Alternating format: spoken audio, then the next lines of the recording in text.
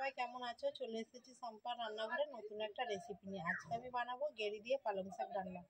কিভাবে বানাই চলুন দেখে নেওয়া যাক।